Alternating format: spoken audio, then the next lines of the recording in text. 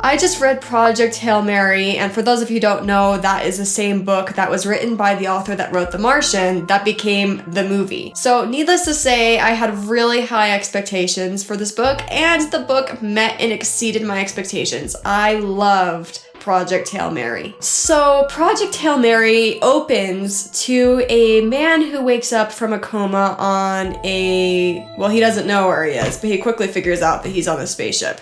He doesn't really know why he's there. He doesn't even know his own name at the very beginning of the book.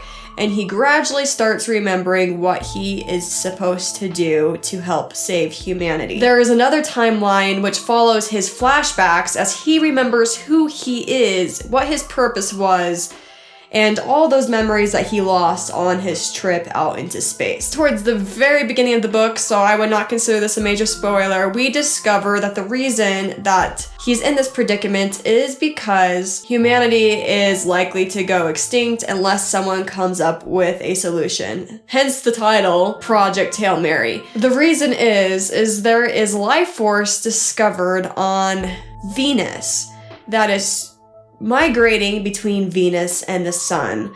However, when it gets to the sun, it is stealing energy away from the sun, and the prediction would be that humanity would not last very long. One thing that I loved so much, and take it with a grain of salt because I was not a STEM major in college, but one thing I really loved just from my understanding of science is he seems to bridge real science with imaginary science pretty well, to where you can see the progression from things that you should just know after being a high school student in science, honestly, or just taking some science classes in college, takes those basic knowledge that you already understand about real science, bridges it over so smoothly to where his imaginary science seems very realistic. You don't have to have that cognitive dissonance or that suspension of disbelief where you're like, I don't understand at all where he's getting this from. It actually makes a lot of sense, and he makes his own rules in his universe really match up and stay consistent the entire book. That is so important to me at the science fiction, is that the rules are consistent, and the rules in this book are extremely reliable, which is perfect because as a reader you can start making connections and you can start seeing scary situations before they actually happen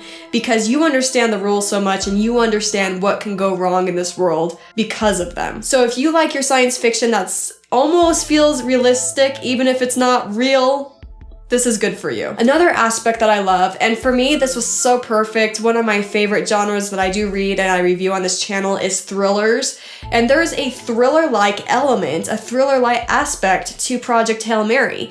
And a lot of this comes because this guy, when he wakes up on the spacecraft, has amnesia. He doesn't remember everything, so he is slowly remembering pieces bit by bit. And you don't have the whole story until the very end of the book, which leads to a lot of really interesting turns and reveals. If you were one of those people who like to be trying to figure something out the entire book and have it revealed at the end, which is generally thriller readers, but you also love science fiction, this is a completely perfect mixture of the two, and I so appreciated how he did that. There's also really great character development in this book. The main character's name is Ryland, and the Ryland that you get to know from the flashbacks is not the same Ryland as the Ryland you see at the end of the story. There is real personal development. The whole time he's relatable and you actually kind of like him. Before being sent off into space, one of his jobs was as a teacher and he helped kids, and you like him from the very beginning. So he's a likable character all the way throughout. But he has certain aspects of himself that strengthen and transform to the end to where you can really see how events that happen in the book affect him as a person and change his characteristics. So if you like character progression, this is also a great book. And I want to emphasize the point because science fiction doesn't always do it. Sometimes when you're trying to pick a good science fiction, either you're going to get the character development, it's going to be like a completely imaginary, almost fantasy type space opera where it doesn't really rely on that much science, or you're going to get hard science but not very much character work. So when you find a science fiction that somehow does both of these at the same time, you have found a winner, and that's what this is. In the flashbacks, we get a lot of compelling side characters. You have to think for a second, just think, what type of people would you want in charge, or what type of people would you like to take control when humanity is about to die off?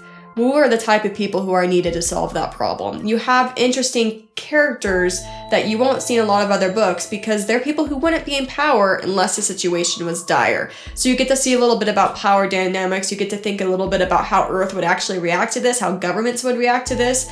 There are side characters that have really compelling backstories and are only used because it's such a dire situation.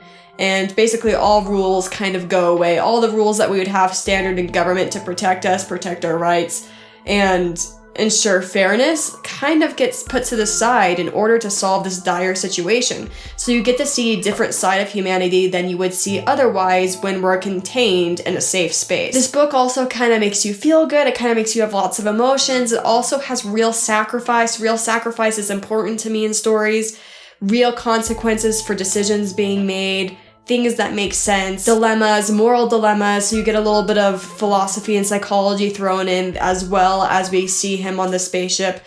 So honestly, I don't have any major faults with the book. The pacing was engaging, so I really don't have that many critiques for this. I also think this would make a really good movie, so if you like science fiction, that both shows science that makes sense and has compelling characters meshed together in a journey to save humanity, this is honestly perfect. I would recommend this book to most people, unless they were really against science fiction. But even the general public that doesn't generally read science fiction, I think would enjoy this and would definitely enjoy to see it as a movie. So I really recommend that you try this out. And also, please check out my video on Dune if you like science fiction. This is obviously one of the most important classic science fiction written. So check out my review on that as well. See you later.